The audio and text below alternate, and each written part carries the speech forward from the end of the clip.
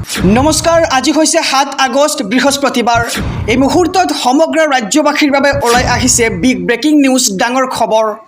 এই মুহূৰ্তত জনাইছোঁ আজিৰ প্ৰথমটো খবৰে সমগ্ৰ ৰাজ্যবাসীৰ বাবে এক ডাঙৰ খবৰ। এইবাৰ শৃংখল চলিহাৰ এক বিস্ফোৰক মন্তব্য। কাইলৈ হ'ব জাতি ৰক্ষাৰ স্বাৰ্থত ডাঙৰ সিদ্ধান্ত। যুঁজ এখন হ'বই ঘোষণা কৰিছে শৃংখল চলিহাই। মিয়া খেদাৰ বাবে তেওঁলোকে গ্ৰহণ কৰিব বৃহৎ সিদ্ধান্ত। কাইলৈ লোৱা হ'ব জাতি ৰক্ষাৰ স্বাৰ্থত আটাইতকৈ ডাঙৰ সিদ্ধান্ত। যুঁজ হ'বই। কাইলৈ তাৰিখ ঘোষণা কৰা হ'ব। কেতিয়া মিয়াৰ ঘৰ খালী কৰিব লাগিব তাৰ তাৰিখ ঘোষণা কৰিব কাইলৈৰ দিনটোত। আৰু উজনি অসম খালী কৰিব লাগিব মিয়াই। উজনি অসমত এটাও মিয়া থাকিব নোৱাৰিব, এই মন্তব্য কৰিছে শৃংখল চলিহাৰ ফালৰ পৰা। আৰু কথা এটাই, উজনি অসমৰ পৰা সকলো মিয়া যাবই লাগিব। আৰু শুকুৰবাৰে অৰ্থাৎ ৮ আগষ্টৰ দিনাই মিটিং পাতি আমি কৈ দিম কেতিয়া যাব লাগিব মিয়াসকলে উজনিৰ পৰা। মুঠতে উজনি অসমৰ পৰা মিয়া যাবই লাগিব, এনেদৰে এতিয়া বিস্ফোৰক মন্তব্য কৰিছে শৃংখল চলিহাৰ ফালৰ পৰা। আৰু হুংকাৰ বীৰ লাচিত সেনাৰ নেতা শৃংখল চলিহাৰ। কাইলৈ লোৱা হ'ব জাতি ৰক্ষাৰ স্বাৰ্থত আটাইতকৈ ডাঙৰ সিদ্ধান্ত। খবৰ জনাইছোঁ ৰাজ্যবাসীক। বিগ ব্ৰেকিং নিউজ ইতিমধ্যে আহি পৰিছে। যুঁজ হ'বই। কাইলৈ তাৰিখ ঘোষণা কৰা হ'ব। কেতিয়া মিয়াৰ ঘৰ খালী কৰিব লাগিব তাৰ তাৰিখ ঘোষণা কৰা হ'ব। আৰু উজনি অসম খালী কৰিব লাগিব মিয়াসকলে। উজনি অসমত কেৱল থাকিব খিলঞ্জীয়াৰ দপদপনি, ইয়াত মিয়া থাকিব নোৱাৰিব। এই মুহূৰ্তৰ খবৰ জনাই গৈছোঁ। হুংকাৰ বীৰ লাচিত সেনা শৃংখল চলিহাৰ। এই মুহূৰ্তত জনাইছোঁ আজিৰ দ্বিতীয় নম্বৰ খবৰটো ৰাজ্যবাসীৰ বাবে এটা ডাঙৰ খবৰ। আজি পুনৰ বুলডোজাৰৰ শব্দত কঁপিল উজনি অসম। উপস্থিত শ শ আৰক্ষী আৰু বুলডোজাৰ। শতাধিক পৰিয়ালত লাগিছে এতিয়া হাহাকাৰ। আজি পুনৰ বুলডোজাৰৰ শব্দত কঁপিল উজনি অসম। লখিমপুৰত চলিছে বৃহৎ উচ্ছেদ অভিযান। পুৱা ৭ বজাৰ পৰাই আৰম্ভ হৈছে উচ্ছেদ অভিযান। নাওবৈচাৰ ২৩৭ বিঘা ভিজিয়াৰ ভূমিত চলিছে বুলডোজাৰ। উপস্থিত শ শ বুলডোজাৰ, কেইবা শতাধিক নিৰাপত্তাৰক্ষী। বেদখলকাৰীৰ ১১৪টা পৰিয়ালত লাগিছে এতিয়া হাহাকাৰ। তেওঁলোকে কৈছে আমাক উচ্ছেদ কৰা হৈছে কিন্তু সংস্থাপন দিয়া নাই, এতিয়া আমি কলৈ যাম। মুখ্যমন্ত্ৰী মহোদয়ক কৰিছে কাতৰ মিনতি। তালিটোপলা বান্ধি পলাইছে বেদখলকাৰী। আৰু ৭ দিনৰ ভিতৰত ঘৰ খালী কৰাৰ নিৰ্দেশ দিছিল প্ৰশাসনে। আৰু ২৩৭ বিঘা ভূমিত বেদখলকাৰীয়ে খান্দিছিল বৃহৎ পুখুৰী। জনাইছোঁ খবৰ, আজি হৈছে ৭ আগষ্ট আৰু আজিৰ দিনটোতেই লখিমপুৰত চলিছে বৃহৎ উচ্ছেদ অভিযান। পুৱা ৭ বজাৰ পৰাই আৰম্ভ হৈছে এই উচ্ছেদ অভিযান। নাওবৈচাৰ ২৩৭ বিঘা ভিজিয়াৰ ভূমিত চলিছে বুলডোজাৰ। উপস্থিত শ শ বুলডোজাৰ, কেইবা শতাধিক নিৰাপত্তাৰক্ষী। বেদখলকাৰীৰ ১১৪টা পৰিয়ালত লাগিছে এতিয়া হাহাকাৰময় পৰিস্থিতি। আৰু টালিটোপলা বান্ধি পলাইছে বেদখলকাৰী। এই মুহূৰ্তত জনাইছোঁ আজিৰ তৃতীয় নম্বৰ খবৰটো ৰাজ্যবাসীৰ বাবে এক ডাঙৰ খবৰ। Big breaking news. ৰাজ্যৰ মুখ্যমন্ত্ৰী ডক্টৰ হিমন্ত বিশ্ব শৰ্মাৰ মহাবিস্ফোৰণ। ৰাজ্যৰ মুখ্যমন্ত্ৰী ডক্টৰ হিমন্ত বিশ্ব শৰ্মাই কৈছে যে এয়াই অন্তিম সুযোগ। জাতিৰ বিপদৰ সময়ত সকলোৱে মাত মাতিব, তাক আমি বন্ধ কৰাব নোৱাৰোঁ বুলি এক প্ৰকাৰ মন্তব্য কৰিছে ৰাজ্যৰ মুখ্যমন্ত্ৰীগৰাকীয়ে। আৰু অসমীয়া জাতিক নিষেধ কৰাৰ চেষ্টা কৰিলে পৰিস্থিতি বেয়া হ'বই। লখিমপুৰ, যোৰহাট, শিৱসাগৰ জাতিটোৰ বৰঘৰ। জাতিৰ বৰঘৰত সোমালে মানুহে মাত কথা মাতিবই বুলি মন্তব্য কৰিছে মুখ্যমন্ত্ৰীগৰাকীয়ে। আৰু জাতিৰ বৰঘৰত সোমাই যোৱাৰ পিছতে কোনেও মাত নিদিলে জাতি কেনেকৈ ৰক্ষা হ'ব।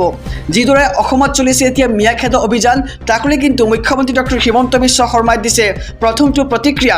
আৰু সেই মাত কথাক আপুনি বন্ধ কৰিব নোৱাৰে নহয়, এনেদৰে মন্তব্য কৰিছে মুখ্যমন্ত্ৰীগৰাকীয়ে। আৰু এয়াই অন্তিম সুযোগ, ইয়াৰ পিছত আৰু এই সুযোগ নাহে। আইন হাতত নোলোৱাকৈ জাতিয়ে সমস্বৰে মাত মাতি যাব লাগিব।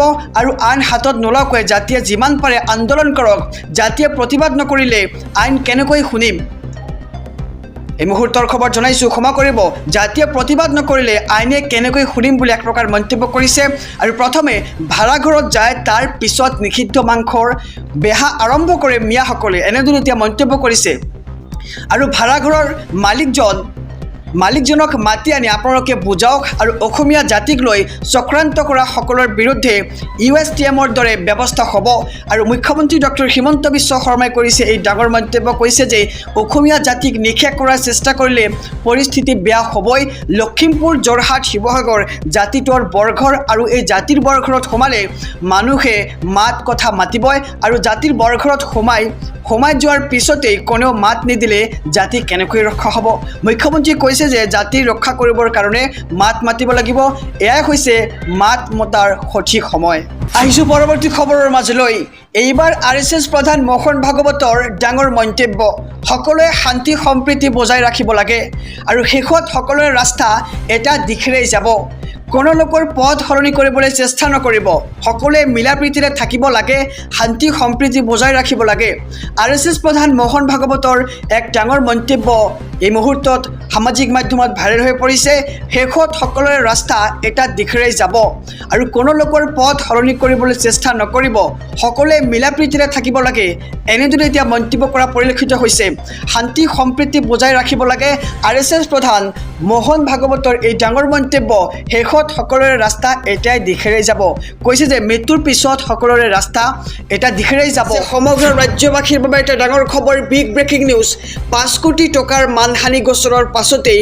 আমচুক হুংকাৰ শৃংখল চলিহাৰ সকলো দল একত্ৰিত হৈ খেদা হ'ব মিয়াক ডাঙৰ খবৰ সমগ্ৰ ৰাজ্যবাসীৰ বাবে 5 কোটি টকাৰ মানহানি গোচৰৰ পাছতেই আমচুক হুংকাৰ শৃংখল চলিহাৰ আমচু নেতাৰ গোচৰলৈ ভয় নকৰে শৃংখলে আৰু আমচু নেতাক বাংলাদেশী বুলি কৈছিল শৃংখলে উজনিত আৰু তীব্ৰতৰ হ'ব মিয়া হাটাও অভিযান অহা 8 আগষ্টত সকলো দল সংগঠন একত্ৰিত হ'ব উজনি অসমত মিয়াৰ বিৰুদ্ধে আৰু সকলো দল একত্ৰিত হৈ খেদা হ'ব মিয়াক শৃংখলৰ বিৰুদ্ধে উশৃংখলতাৰ অভিযোগত মানহানি গোচৰ আৰু আমচুৰ কাৰ্যকৰী সভাপতি ইমতিয়াজ হুছেইনে ৰুজু কৰিছে এই গোচৰ 5 কোটি টকাৰ দেৱানী মানহানিৰ গোচৰ তৰাৰো হুংকাৰ ইমতিয়াজক বাংলাদেশী বুলি অভিহিত কৰাৰ বাবেই তৰিছে এই গোচৰ 5 কোটি টকাৰ মানহানি গোচৰৰ পাছতে এবাৰ আমচুক হুংকাৰ শৃংখল চলিহাৰ তেওঁ কৈছে যে আমচু নেতাৰ গোচৰলৈ ভয় নকৰে আমচু নেতাক বাংলাদেশী বুলি কৈছিল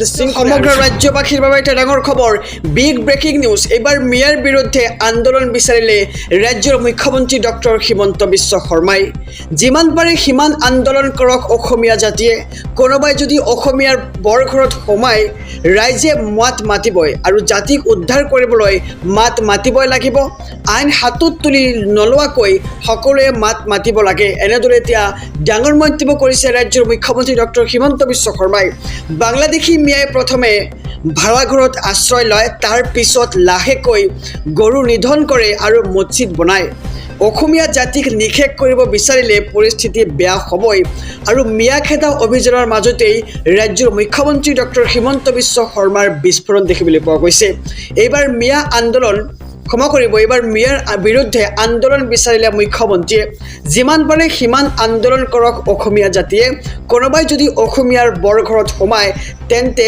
ৰাইজে মাত মাতিবই বুলি এক প্ৰকাৰ মন্তব্য কৰা দেখিবলৈ পোৱা গৈছে আৰু জাতিক উদ্ধাৰ কৰিবলৈ মাত মাতিবই লাগিব আইন হাতত তুলি নলোৱাকৈ সকলোৱে মাত মাতক আৰু অসমীয়া জাতিয়ে আন্দোলন কৰক আন্দোলন কৰিলেহে চৰকাৰে ল'ব ব্যৱস্থা আৰু বাংলাদেশী মিয়াই প্ৰথমে ভাড়াঘৰত আশ্ৰয় লয় তাৰ পিছত লাহেকৈ গৰু নিধন কৰে আৰু মছজিদ বনায় এনেদৰে এতিয়া বিতৰ্কিত মন্তব্য কৰিছে ৰাজ্যৰ মুখ্যমন্ত্ৰীগৰাকীয়ে